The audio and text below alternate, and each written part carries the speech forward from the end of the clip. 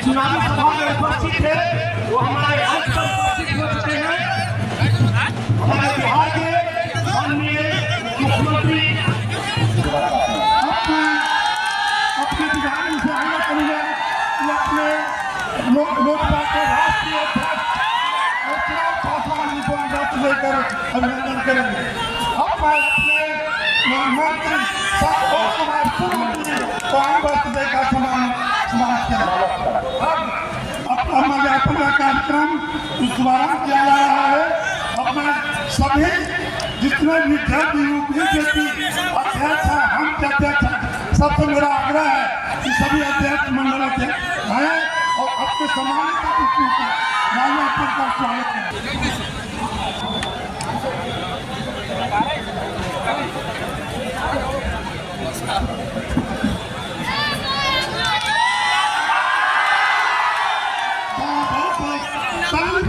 स्वागत करेंगे। मंच पर मौजूद बिहार प्रदेश के भारतीय जनता पार्टी के जनता दल यूनाइटेड के लोक जनशक्ति पार्टी की 40 सीटें हमारे प्रधानमंत्री जी की झोली में गई। किसी को मुझे कुछ बताने की जरूरत नहीं है। लोकसभा के चुनाव चल रहे हैं, 19 तारीख को मतदान है और ये मन हम नेताओं ने तो बाद में बनाया है, हमसे आगे जनता है। आप लोगों ने पहले ही तय कर लिया है और ये सिर्फ बिहार में ही नहीं, देश के किसी भी कोने में जा रहा हूँ, जहां जा रहा हूं ये बात तय है कि हमारे एनडीए के प्रत्याशी वहां से जीत रहे हैं और बिहार में 40 के 40 हमारे एनडीए के प्रत्याशियों की भारी मतों से जीत दर्ज होने जा रही है, इसमें कहीं कोई संदेह नहीं।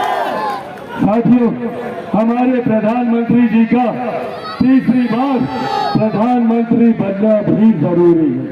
क्यों जरूरी है? ये एकमात्र ऐसे प्रधानमंत्री हैं जिन्होंने देश की अर्थव्यवस्था को मजबूती देने का काम किया। आज से पहले हम में से कोई नहीं जानता था कि भारत की अर्थव्यवस्था दुनिया में कौन से पायदान पर है, पर ये प्रधानमंत्री हैं जिन्होंने भारत की अर्थव्यवस्था को दुनिया की सबसे बड़ी 5 अर्थव्यवस्थाओं में 5वें नंबर पर लाकर खड़ा किया। कुछ लोग बोलेंगे इससे क्या होगा, ये तो अर्थशास्त्री देखेंगे, पर जब देश की अर्थव्यवस्था मजबूत होती है तो हर राज्य का राजस्व बढ़ता है। जब राज्य का राजस्व बढ़ता है तो हमारे क्षेत्र का आर्थिक विकास होता है और जब क्षेत्र का आर्थिक विकास होता है तो हर गरीब व्यक्ति के हाथ में प्रति व्यक्ति आय बढ़कर आती है। हम लोगों की गरीबी से हालात में सुधार होता है और यही कारण है कि पिछले 10 सालों में, 1 दशक में ना जाने कितने करोड़ ऐसे गरीब परिवार हैं जो गरीबी रेखा से बाहर निकलकर मुख्य धारा के साथ जुड़ने का काम किया। आने वाले 5 सालों में हम लोग की सरकार का लक्ष्य है इसको 5वें से 3रे पायदान पर लेकर जाना। मेरे प्रधानमंत्री जी का लक्ष्य है 2047 तक भारत को एक विकसित राज्य बनाना। ये विकसित देश भारत तब बनेगा जब देश का हर राज्य विकसित राज्य बनेगा, जिसमें बिहार भी शामिल है।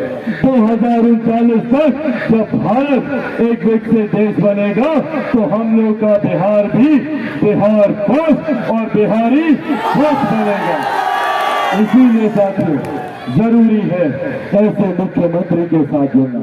इन मुख्यमंत्री ने जहां महिलाओं के सम्मान की चिंता की, इनके स्वास्थ्य की चिंता की, जहां उज्ज्वला योजना लेकर आए तो वही शौचालय भी खुलवाने का काम किया।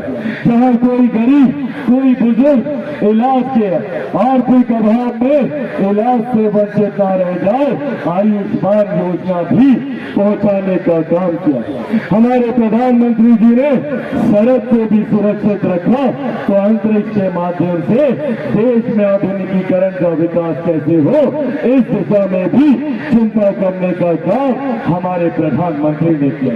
हमारे प्रधानमंत्री ने युवा से लेकर महिला तक, महिला से लेकर बुजुर्ग तक, बुजुर्ग से किसान, किसान से मजदूर, हर वर्ग का ध्यान रखने का प्रयास हमारे प्रधानमंत्री जी ने किया। आज हम बिहारियों की जिम्मेदारी और ज्यादा बढ़ जाती है। एक लंबे समय के बाद बिहार को डबल इंजन की सरकार मिली है। क्या होता है डबल इंजन की सरकार से? जाकर देखिए बगल के राज्यों में, जाकर देखिए उत्तर प्रदेश में कैसे डबल इंजन की सरकार आपको तीव्र गति से विकास की राह पर आगे लेकर जाने का कार्य करती है। ये डबल इंजन की सरकार लंबे समय के बाद हम बिहारियों को मिली है। ऐसे में हमारे अभिभावक आदरणीय जीतन राम मांझी जी चुनाव तो जीत ही रहे हैं, उसमें कहीं कोई संदेह नहीं है, पर उस जीत के मार्जिन को इतना ज्यादा बढ़ाना होगा कि देश में जब प्रधानमंत्री जी तीसरी बार प्रधानमंत्री पद की शपथ ले तो उनको ये बात याद है कि सबसे ज्यादा कहीं से कोई एनडीए के प्रत्याशी जीते हैं तो वो भारत माता की जय जय श्री राम, जय जय श्री राम। आज वजीरगंज की इस पावन धरती पर इस मंच पर उपस्थित हमारे भाई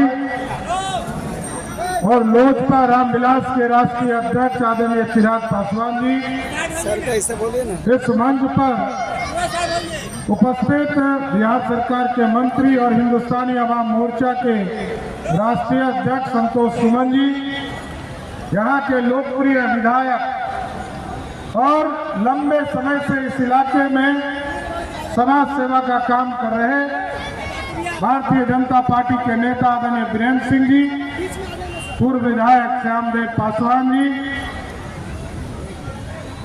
इस मंच पर उपस्थित कहना है बीच में उनको, भारतीय जनता पार्टी के तमाम नेतागण, सभी जनता दल यूनाइटेड के नेतागण, लोजपा रामविलास पासवान के सभी नेतागण, हिंदुस्तानी अवाम मोर्चा के नेतागण और इस मंच के सामने उपस्थित तमाम भाइयों, बुजुर्गों, नौजवान साथियों, छोटे छोटे बच्चे और माताएं बहनों, आज जिस चीज की चर्चा आदरणीय सभी नेतागणों ने आपके बीच में रखा है, ये 2024 का चुनाव है साथियों। आपने 2014 में भी सरकार बनाई, 2019 में भी सरकार बनाई, लेकिन साथियों फर्क समझना पड़ेगा। ये 2014 के पहले का भारत नहीं है, आज ये 2024 का भारत है जो दुनिया में डंका बज रहा है।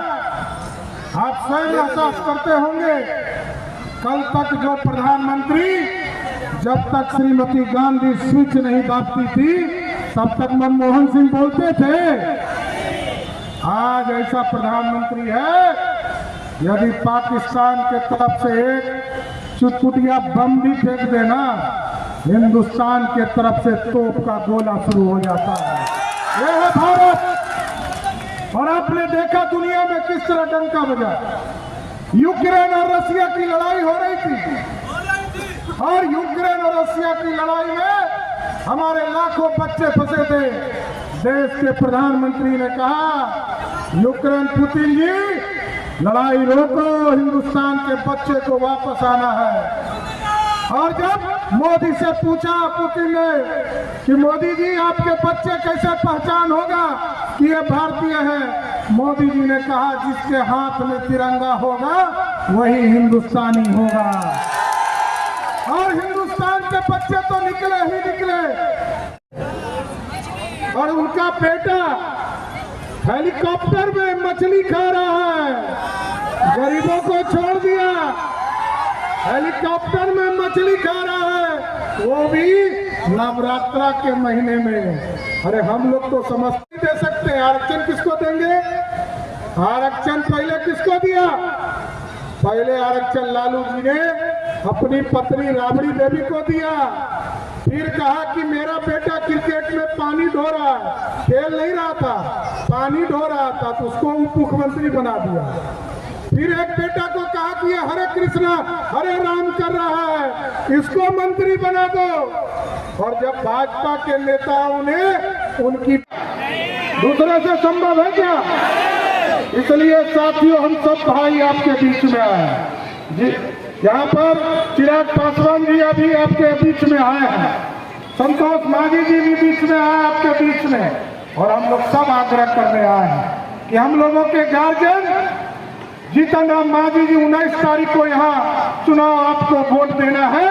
एक एक वोट कड़ाई चाप पर देंगे, जैसे ही कड़ाई चाप पर वोट देंगे वैसे ही मोदी जी प्रधानमंत्री बन जाएंगे। यही जादू है कि आपका एक एक वोट मोदी जी को सत्ता तक पहुंचाएगा। और जिस तरह मोदी जी का कमिटमेंट है ना, इस देश में जो भ्रष्टाचार करेगा उसको जेल जाना पड़ेगा। उसी तरह हम लोगों ने भी बिहार में कानून बनाया और जिले में एक एक लोगों को चिन्हित कर रहा हूं। ये जो बालू माफिया, शराब माफिया और जमीन माफिया है, उसको या तो गया के जेल में बंद करूंगा, नहीं तो गया में पिंडदान देना शुरू करवा दूंगा। इतना सोच करता हूं साथियों, कानून का राज स्थापित करना है, गुंडा राज खत्म करना है। और ये जो ललटनिया युग लाना चाहता है, लालटेन युग आने देना है। आपको एलईडी बल्ब मोदी जी ने ला दिया साथियों, और ये लोग सपना दिखा रहे हैं हमारे नौजवानों को। एकदम गारंटी है 2020 में हम लोगों ने, जब आप लोगों ने वीरेंद्र जी को यहाँ से चुनाव जिता करके भेजा है, 2025 में फिर चुनाव में आएंगे। जो 10 लाख नौकरी देने का सपना पूरा करना है, एक एक नौजवान कान के सुन लीजिए, कान खोल के सुन लीजिए। 2025 के चुनाव के पहले बिहार के नौजवानों को 10 लाख पक्की नौकरी देने का काम हम लोगों की सरकार करेगी। इसलिए साथियों, जो लोग ये कहते रहते हैं कि हम जो है नौकरी देते हैं, उनसे पूछिए 15 साल माता पिता जी मुख्यमंत्री रहे, 15 साल में क्या किया? 15 साल तक बिहार में गरीबों को लूटा, और गरीबों को लूटने के बाद बिहार को कंगाल करने का काम किया। इसलिए साथियों, आग्रह करूंगा, निवेदन करूंगा, जिस तरह हम टेंट में बैठे हैं, उसी तरह प्रभु श्री राम 500 बरस तक इंतजार किए, कोई नहीं आया। आपने जब वोट दिया 2019 में, मोदी जी ने कहा जब गरीबों को पक्का मकान मिलेगा तो प्रभु श्री राम को भी भव्य राम मंदिर में स्थापित करेगा। और आपने वादे को पूरा किया। लोग कहते थे अखंड भारत का सपना कब पूरा होगा? कश्मीर से कन्याकुमारी पंडित चाणक्य ने देखा था, सम्राट अशोक ने देखा था, चंद्रगुप्त मौर्य ने देखा था। आज पूरा भारत कश्मीर से कन्याकुमारी तक एक है। इसलिए सभी लोगों से यही आग्रह और निवेदन करते हुए अपनी बातों को ध्यान दूंगा।